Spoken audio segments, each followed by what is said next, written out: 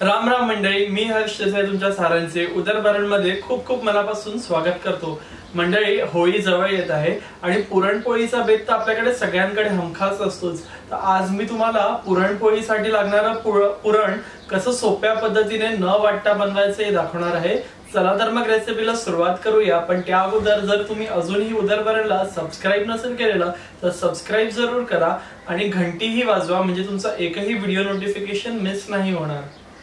तर मंडळी, इकडे पुरणपोळीचं आतलं स्टफिंग म्हणजेच पुरण बनवण्यासाठी आपण इकडे पाव किलो चणा डाळ रात्रभर पाण्यात भिजत घातली होती आणि मग ती स्वच्छ धुवून भिजत घातली आणि मग सकाळी त्यातलं पाणी बदललं, ती स्वच्छ केली आणि मग असं पाणी निथळून घेतलं। ही बघू शकतात कशी मस्त टप्पोरी अशी फुललेली आहे। आता आपण ही शिजत ठेवणार आहोत। तर मंडळी, इकडे ही जी चण्याची डाळ होती भिजवलेली ती आपण इकडे प्रेशर कुकर मध्ये काढून घेतली आहे। आता यात आपण पाणी घालूया। डाळ भिजेल इतपत आपल्याला पाणी घालायचं आहे, म्हणजे ती डाळ व्यवस्थितपणे शिजते आणि मग त्या उरलेल्या पाण्याचं आपल्याला कटाची आमटी करता येते। हो, हे आपण इकडे 2 ग्लास पाणी टाकलेलं आहे। आपली डाळ छान भिजली आहे। आता या पाण्याला आपण कड येऊ द्यायचं आहे। तर मंडळी, इकडे आपल्या डाळीला मस्त असा कड आलेला आहे। आता आपण चमचा फिरवून घेणार आहोत, म्हणजे डाळ कुठे चिटकून नाही राहिली पाहिजे, नाहीतर ती खाली लागण्याची चान्सेस असतात। आणि ना, यात पाण्याचा माप परफेक्ट ठेवा। एक वेळ जास्ती झालेलं, थोडं जास्ती झालेलं चालेल, पण कमी नका होऊ देऊ, नाहीतर तुमची डाळ खालतून लागू शकते। आता आपण झाकण लावून घेऊया आणि मीडियम फ्लेमवर 3 शिट्ट्या घ्यायच्या आहेत आपल्याला, म्हणजे आपली डाळ छान शिजते। तर मंडळी, आपली ही जी डाळ होती ही प्रेशर कुकर मध्ये छान 3 शिट्ट्यामध्ये शिजून झाली। त्याच्यानंतर आपण इकडे भांड्यात काढून घेतली आणि त्याचा जो पाणी उरलेलं होतं ते पाणी इकडे घेतलेलं आहे आपण, आणि यातली थोडीशी 1 चमचाभर डाळ आपण यात काढून घेतलेली आहे, कारण की याची आपल्याला कटाची आमटी करायची आहे। तर म्हणजे आता इकडे आपण न वाटता पुरण बनवायचं आहे, म्हणून सोपं ट्रिक जो मेथड आहे ही खूप इम्पॉर्टंट मेथड आहे। आपण इकडे हे पावभाजी स्मॅशर किंवा पटेटो स्मॅशर म्हणतात ह्याला, हे घ्यायचं आहे आणि ह्याच्याने ना ही सगळी डाळ मस्त अशी स्मॅश करायची आहे।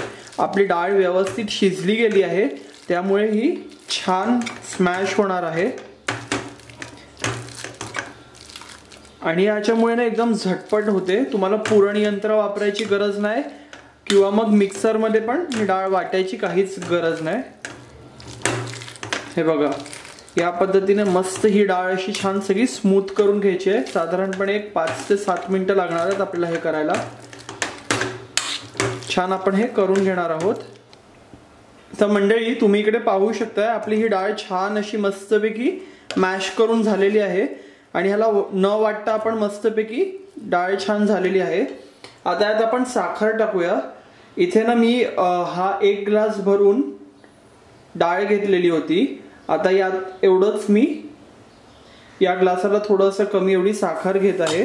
तुम्हाला जर हवं असेल ना तर तुम्ही अर्धी साखर आणि अर्धा गुळही घेऊ शकतात किंवा कम्प्लिटली गुळातही करू शकतात। आमच्याकडे मोस्टली अशी साखरेत केली जाते पुरणपोळी, म्हणून मी तशी दाखवतोय।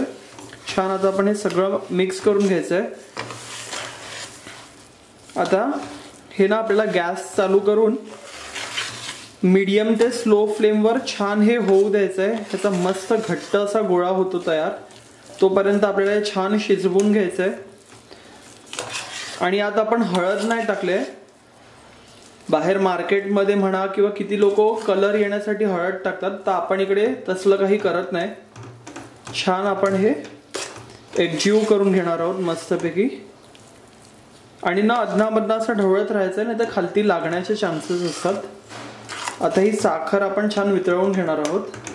तर मंडळी, तुम्ही इकडे पाहू शकताय आपली डाळ इकडे आणि साखर छान मेल्ट झालेली आहे आणि आपण अगोदर स्मॅशरने स्मॅश करून घेतलेली, म्हणून तुम्ही बघू शकता किती स्मूथ झालेली आपली डाळ छान।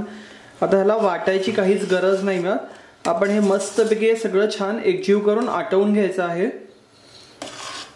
छान आपलं हे मिश्रण झालेलं आहे।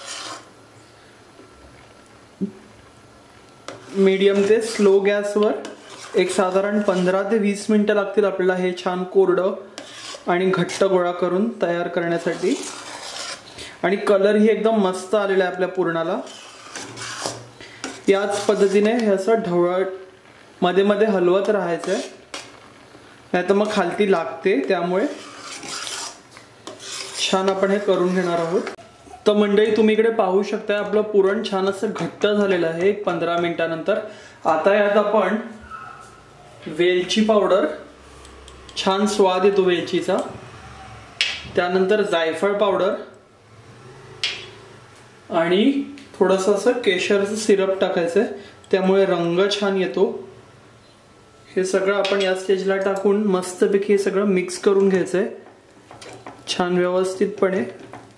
सगळीकडे हे फ्लेवरिंग एजंट्स मस्तपैकी असे मिक्स झाले पाहिजेत। अजून एक 5 ते 7 मिनिटं आपण हे करणार आहोत। आणि आपण इकडे साखर घेतलेली आहे, मग हे थंड झाल्यावर, पुरण थंड झाल्यावर ते छान घट्टही होईल। छान आता आपण हे मिक्स करून घेतलंय आणि 5 ते 7 मिनिटं सतत ढवळत थोडंसं अजून कोरडं करायचंय।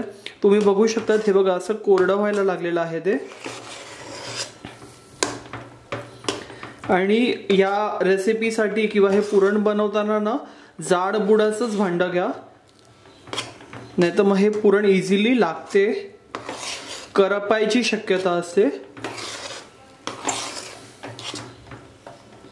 तर मंडळी इकडे छान 5 ते 7 मिनिटानंतर आपलं हे पुरण या पद्धतीने छान तयार झालंय, मस्त कलर आलाय आणि इकडे छान घरभर असा गोड सुवास सुटलेला आहे। आता आपण गॅस बंद करून हे थंड करून घ्यायचं आहे पुरण। तर मंडळी आपलं हे मस्त असं सॉफ्ट पुरण तयार झालं आहे, छान असा पिवळा ढम्म कलर सुद्धा आला आहे। मस्त आपलं हे पुरण तुम्ही बघू शकतात किती छान झालेलं आहे। आणि इकडे मी तुम्हाला थोडंसं हे पुरण दाखवतो, बघा किती सॉफ्ट पुरण आहे। ह्याच्या पुरणपोळ्या एकदम सुंदर होतील।